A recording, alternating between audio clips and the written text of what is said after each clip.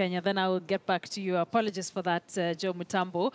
And senior reporter Rita Tinina, of course, at the Bomas of Kenya. We understand that Deputy President William Ruto is making his way to the Bomas of Kenya, where the IEBC chairperson is expected to declare results at 3:30 p.m. Rita, over to you. Akisa, we continue to witness several of those who have been invited to this event arriving here, several cabinet ministers, among them Najib Balala, Charles Keter, someone else just arriving here. We'll establish who it is once they get out of their car. Deputy President William Ruto, we are also informed he's making his way here at the moment. Getting to the Bomas of Kenya has never been as difficult as it is now, and during the August 8th elections, you go through about 4 security checks. And getting into the auditorium, they have the cards that you can swipe. So everyone opens for themselves. You screen the card, swipe it, and then get into the Bomas of Kenya.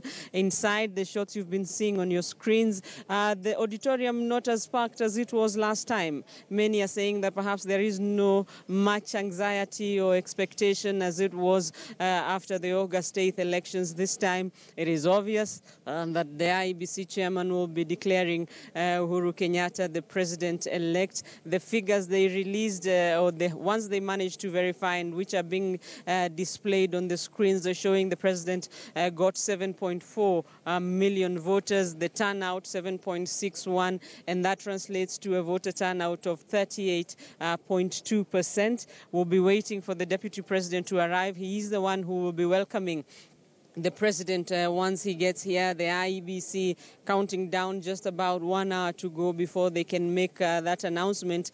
An hour or so ago, Akisa, remember they said they would be announcing the results without elections being held in the 4 counties, 25 constituencies in Homa Bay, Migori, Siaya, and Kisumu, explaining that even the final tally, if they were to conduct elections there are 1.7 million voters in those 25 constituencies, it would still not make a difference to the final tally. Analysts have been saying that it is a legal dilemma for the IEBC, but it is also explaining that it would have conducted elections there, but its role was disrupted. It was not able, the commission was not able to conduct the election, considering the violence that we witnessed there. IEBC officials not being able to deliver election materials. Here at the Bomas of Kenya, we'll still continue waiting for the guests to arrive.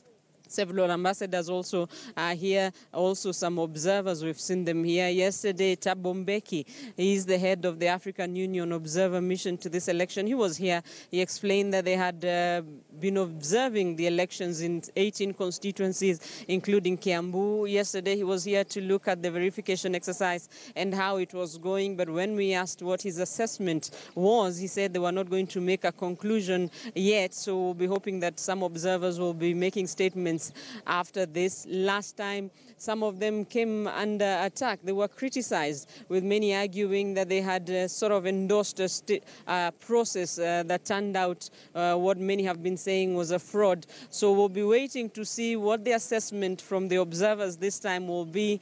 It will be interesting to see that. We'll be keeping an eye on that for you in the coming days, Akisa. All right, Rita Tinina, senior reporter there, will definitely be going back to her momentarily at the Bomas of Kenya. She says that any minute now, the Deputy President William Ruto will be making his way to the National Tallying Center ahead of the results announcement by IEBC Chairperson Wafula Chebukati. The Deputy President is expected to welcome or receive the President in this particular afternoon ahead of that declaration or announcement of results. So our eyes continue to be wide open at the Bomas of Kenya ahead of the final declaration here on KTN News Desk. But of course, we are reverting now to Kivumbi 2017 as we count down minutes to that declaration before close down. We continue to be on Kivumbi 2017.